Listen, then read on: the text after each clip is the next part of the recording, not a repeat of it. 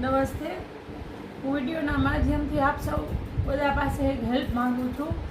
અમારા નવાગામ ખેડમાં આવતીકાલે સવારે 7 વાગે ડીપી કપાત માટે બધાના ઘર પાડવા માટે આવવાના છે.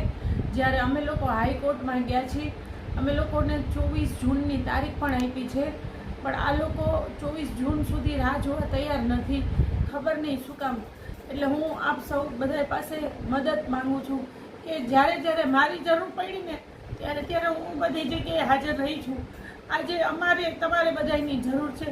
સવારે 7 વાગે મધુબન સોસાયટી ડીજે મેક્સની ઓફિસ કિરીટ જોશીના બંગલા પાસે સવારે 7 વાગે આવવાના છે. તો ખાલી અમારે રજૂઆત કરવી છે.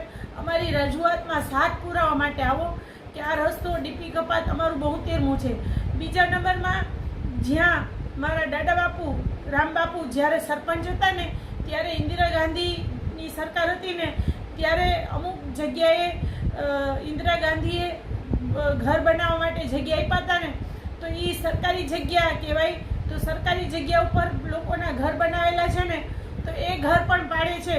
તો આ બધા આધાર પ્રૂફ છે. અમે લોકો કોર્ટમાં ગયા છીએ ને, છતાંય અમારા લોકોના ઘર પાડવા માટે આવતીકાલે સવારે 7 વાગે આવે છે. અંગ્રેજોએ આપણે નોકરી દેતા હતા, અંગ્રેજોએ આપણે કામ દેતા હતા. અત્યારમાં અમારા એરિયાના લોકો બધાની હાલત બહુ ખરાબ છે. મને તમારા બધાની હેલ્પની જરૂર છે. હું વિડીયોના માધ્યમથી આપ સૌને ખાલી એમ જ કહું છું કે સવારના 6 વાગે અમારી ભેગા ખાલી રજૂઆત કરવા માટે રહ્યો.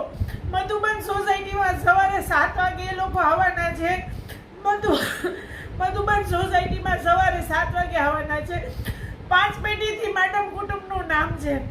આજ મને અફસોસ થશે કે હું રચના નંદાણીયા છું, પણ હું મેડમની દીકરી છું અને મેડમની દીકરી થઈને કાયદાકીય રીતે લડાઈ લડું છું. રોડ નીકળે છે એમાં ના નહીં, પણ 24 તારીખ સુધી રાહ જોવી એ લોકોની ફરજમાં આવે છે. અમને કોર્ટે 24 જૂન આપી છે, છતાં એ લોકો રાહ નથી જોતા.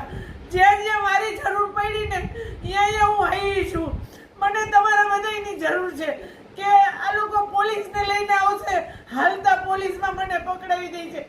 તો સવારના તમે લોકો જો જે હેલ્પ કરવા માંગતા હોય ને એ પ્લીઝ સવારના 6:30 સુધીમાં મધુબન સોસાયટીમાં પહોંચી જાજો. કારણ કે આ લોકોને કોઈની કાંઈ પડી નથી.